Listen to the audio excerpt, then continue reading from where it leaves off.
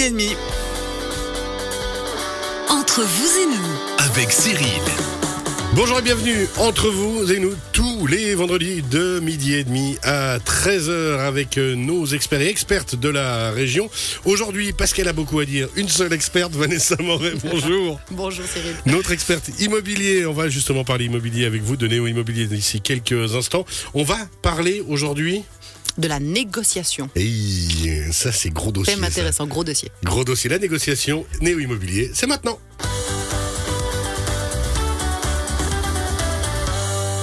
Ah, je le disais, d'habitude on est quand même plusieurs autour de la table, mais tellement à dire, une zappe pareille. On peut plus m'arrêter. J'ai dû laisser une place double. Non, on va la faire en deux temps, mais juste déjà rappeler quand même à nos auditrices et auditeurs qu'ensemble au printemps, on avait déjà abordé 3 thématiques très importantes et vraiment dans l'ordre. Rappelez-nous. On avait parlé de l'estimation du bien, qui est quand même un petit peu la base. La valeur. Exactement. Et puis après la mise en valeur de l'objet immobilier avant de le présenter au public. C'est ça, ça veut dire un petit peu qui ressemble à quelque chose et qui donne envie. C'est mieux. Ça aide, on va dire. Et puis ensuite, les visites. D'une fois qu'on a commercialisé, les acheteurs se présentent à la maison. Comment bien visiter, comment expliquer un petit peu les gens. Maintenant, on a passé ces étapes-là. Et on est tous d'accord que le truc il nous plaît. Voilà. Mais il faut trouver un arrangement. Exactement. C'est tout l'art de la négociation qu'on va aborder aujourd'hui. Le but, c'est vraiment dans cet épisode, qu'on puisse donner un petit peu quelques conseils et puis les erreurs à éviter. Et puis surtout, c'est important aussi de bien penser que la négociation pour un bien immobilier, il y a certaines clés à avoir parce que la négociation pour un bien immobilier n'est pas la même que la négociation pour la vente d'un canapé ou d'une voiture ou autre. La base, c'est déjà de se souvenir qu'on travaille sur l'humain. Quoi qu'il va arriver, on parle de bien immobilier, on parle d'un bien foncier, d'une structure en dur. C'est ça. Mais en fait...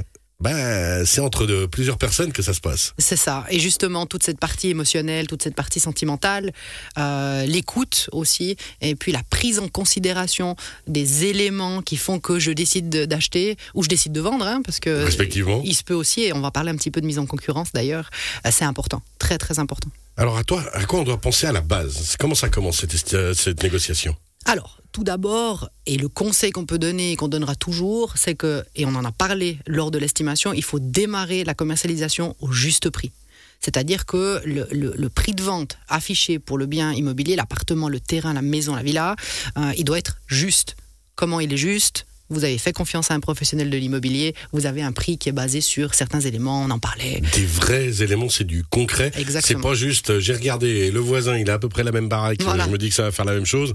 Non, il y a vraiment des éléments concrets. Et puis, parce que le concept, c'est quand même de vendre un jour, quoi. C'est ça. Et puis, on veut avoir, et dans la négociation, c'est très important de le prendre en compte, un maximum d'acheteurs autour de la table. Et pour ce faire, il faut qu'on puisse aller faire écho sur le marché des acheteurs. Et pour cela, si on arrive avec un prix qui est déraisonnablement surfait, on va avoir éventuellement l'acheteur coup de cœur, ce qui arrive, bien sûr, mais ce qui n'est pas la majorité des acheteurs. Et de ce fait, on ne va pas avoir la majorité des personnes intéressées, des acquéreurs potentiels. Parce que vous avez dit quelques mots-clés, mais déjà des acheteurs autour de la table.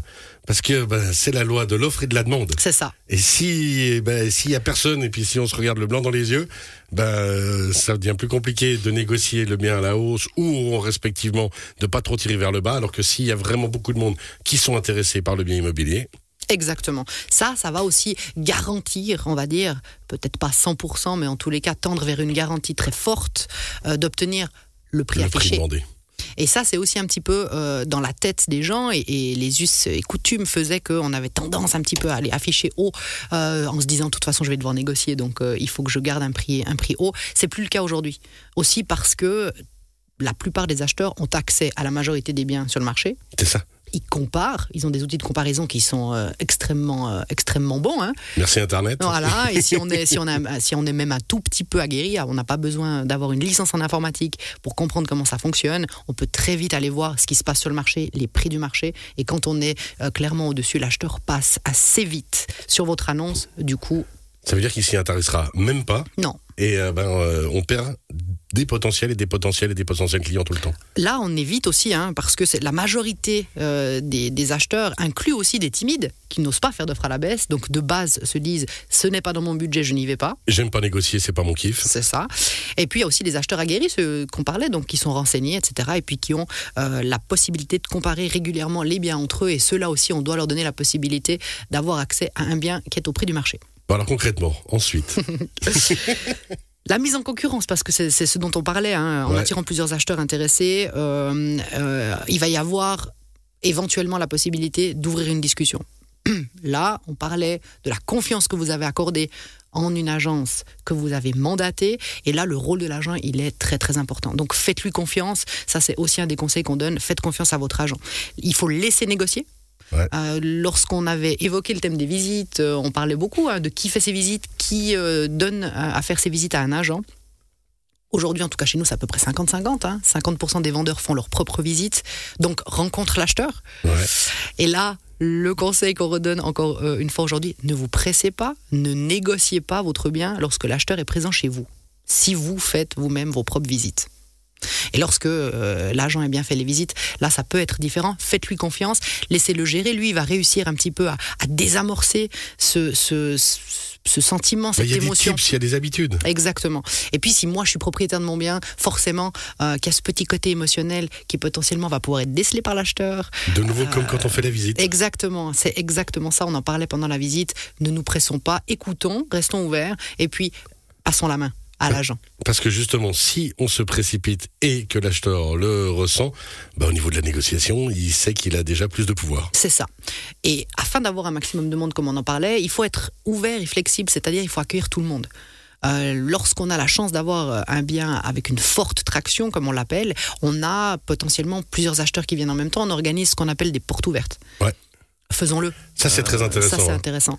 Ça veut dire que ça peut être un samedi ou un dimanche ou les deux, et puis on accueille les gens, on met les choses, on met les petits plats dans les grands quand même. J'avais participé à ça une fois, on voit qu'il y a, sans avoir que des petits fours, mais comme des petites choses pour accueillir, un petit verre de bienvenue.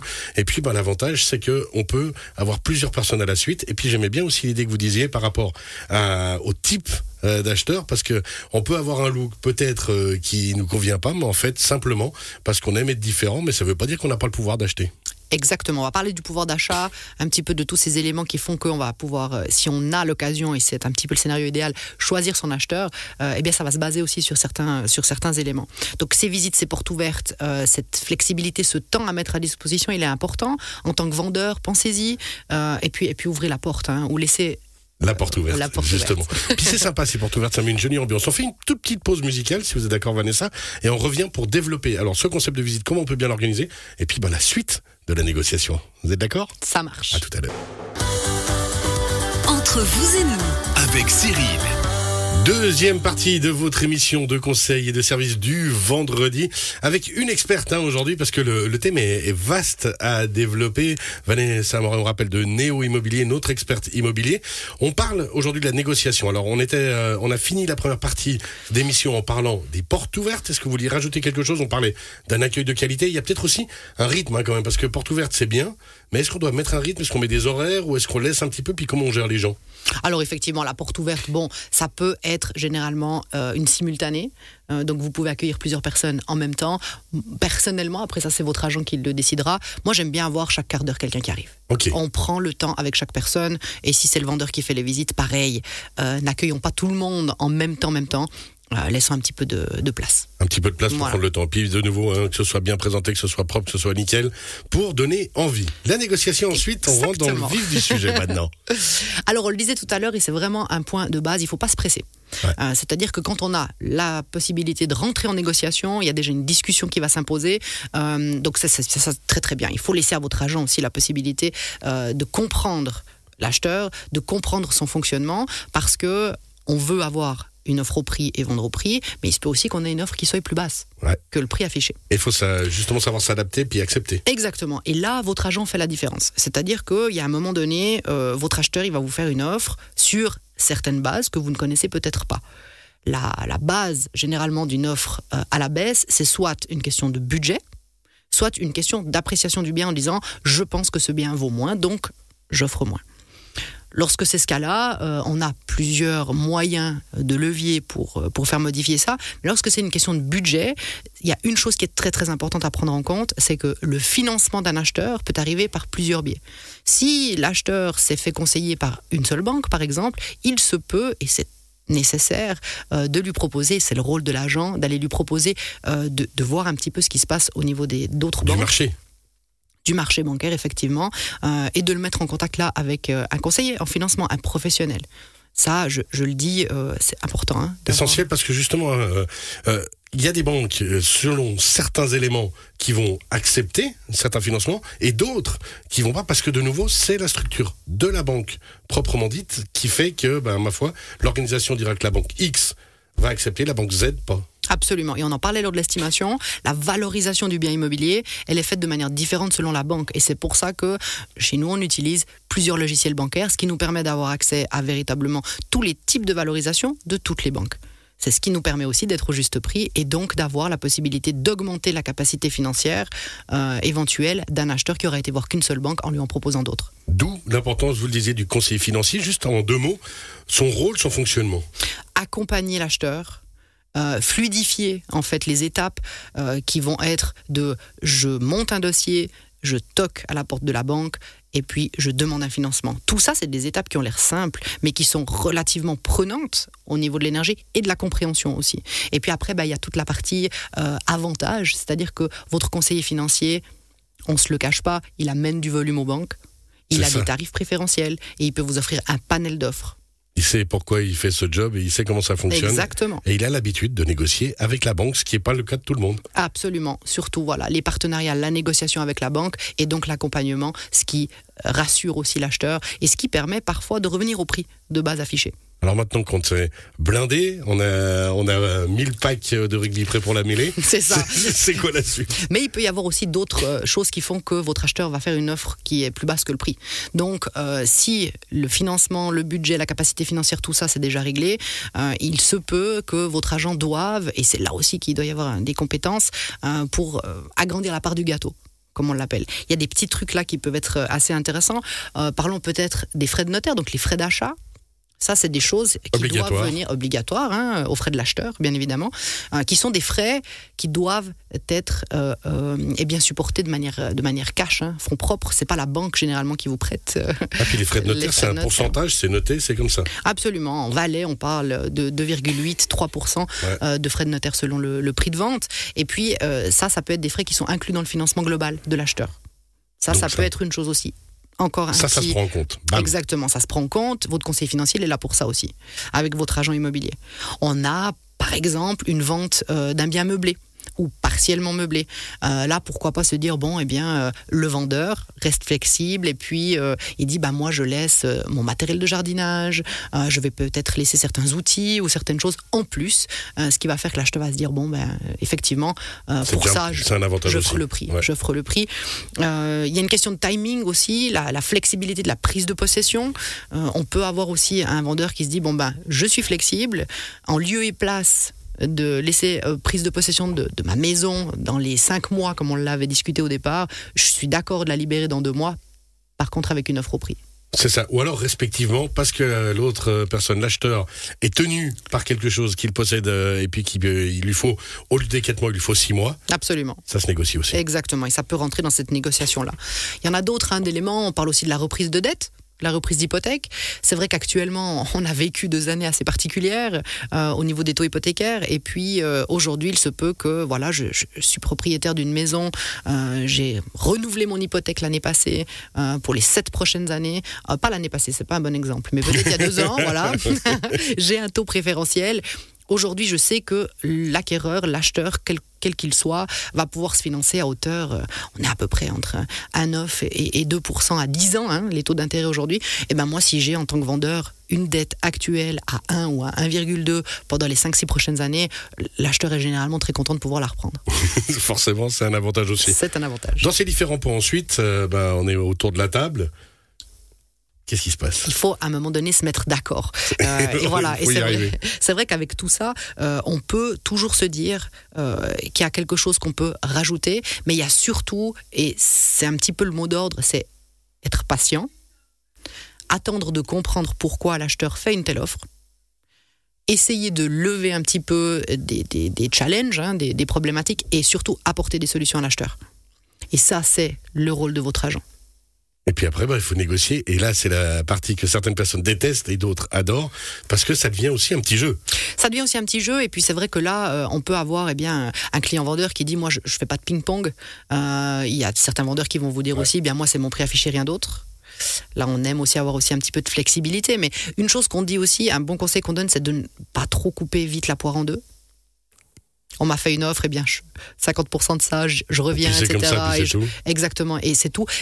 Tous les éléments que je viens de donner là, ça nous permet d'ajouter en valeur, en capacité, et puis surtout de voir un petit peu des choses qui sont hors de la partie, on va dire, purement monétaire du bien immobilier, rajouter des choses peut-être un petit peu plus sentimentales et des petits éléments comme on vient de le parler, quoi.